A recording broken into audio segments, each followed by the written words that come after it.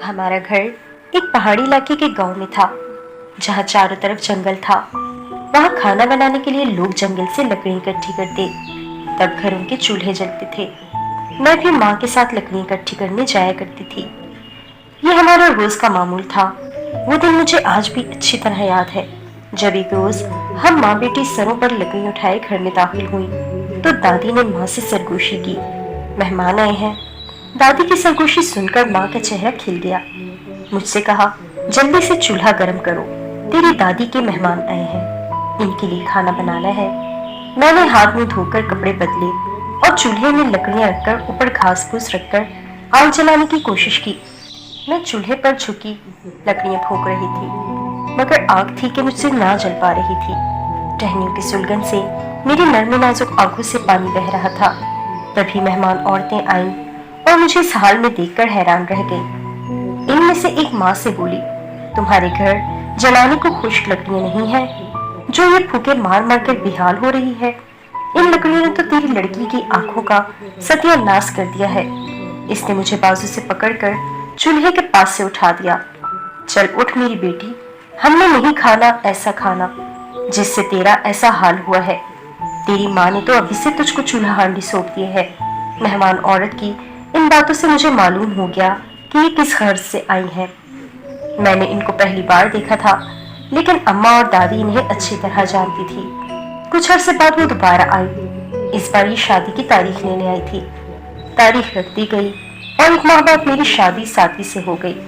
मैं ससुराल आ गई। इन दिनों मेरी उम्र 13 बरस थी और शादी के बारे में कुछ पता नहीं था।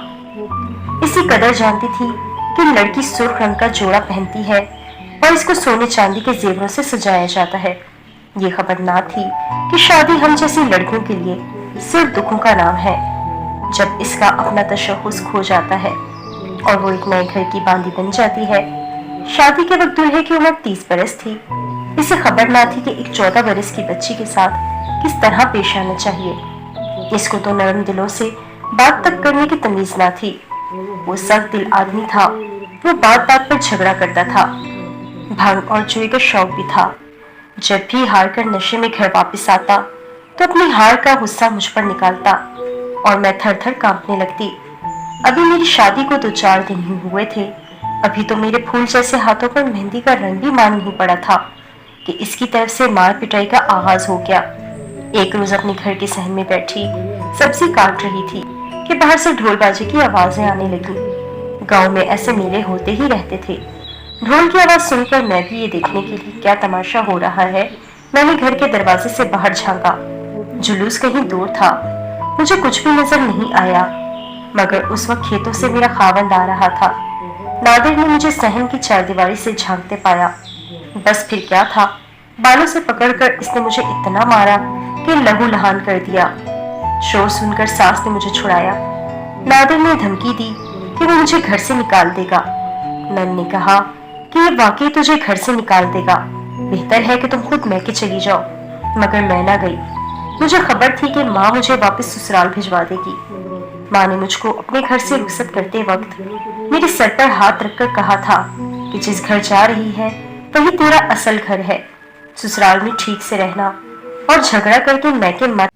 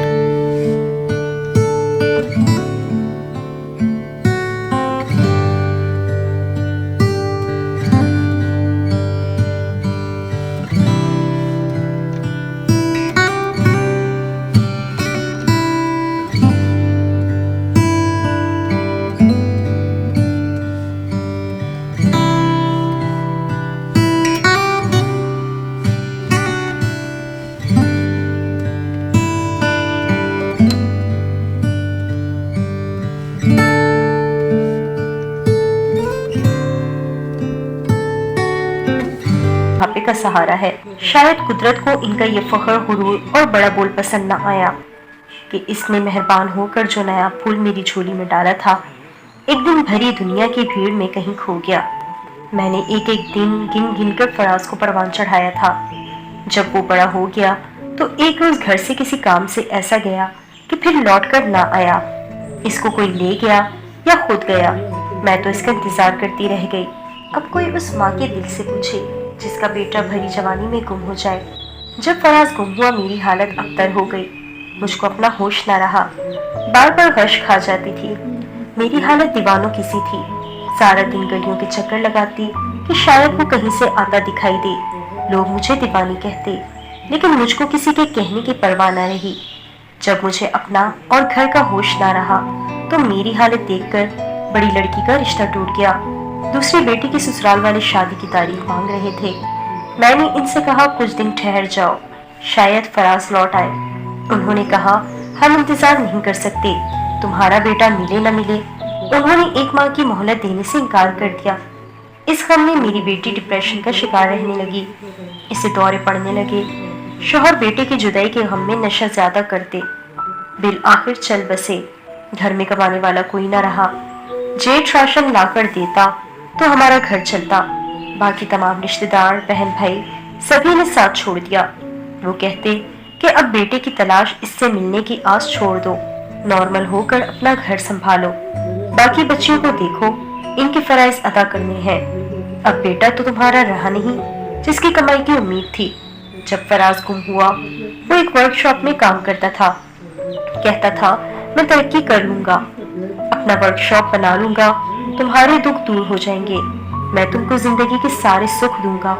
इसने सुख क्या देने थे, अचानक गायब होकर जिंदगी का इतना बड़ा दुख दे गया कि जब तक जिंदा हूँ अपने लखते जिगर को ढूंढती रहूंगी। इसके ढूंढने में पहले तो बहुत लोगों ने साथ दिया, तसल्ली भी देते थे, लेकिन अब हर किसी ने किनारा कर लिया है।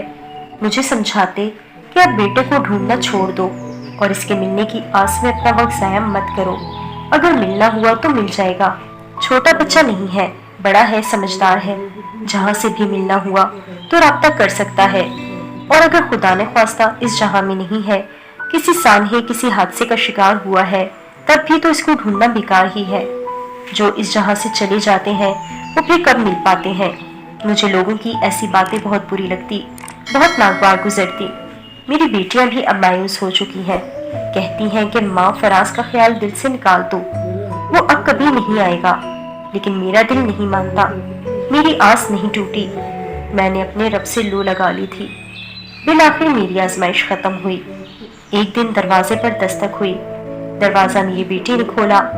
दरवाजे से ही मेरी बेटी की रुंधी हुई आवाज आई, अम्मी इधर आए। दरवाजे पर जाकर मेरी नजर सामने खड़े खूबरू नौजवान पर पड़ी। अब तक भी मैं फराज के मिल जाने की आस में जी रही थी। आज फराज को अपने सामने पाकर सख्ती की कैफियत में थी। फराज के घर में दाखिल होते ही मैंने पूछ लिया, बेटा जिंदगी की भीड़ में कहाँ खो गए थे। मेरी बात पर फराज ने इतना ही कहा, माँ मैं अपनी जिंदगी के ख्वाब पूरे करने के लिए आप सबसे दूर हुआ था। आज मैं अपने सब ख्वाब पूरे कर चुका हूँ और अब आपकी आजमाइशों के दिन खत्म। फराज को पाकर मेरी जिंदगी की आजमाइशें खत्म हो गईं। अब मैं अपने बेटे के साथ खुशियों भरी जिंदगी गुजार रही हूँ।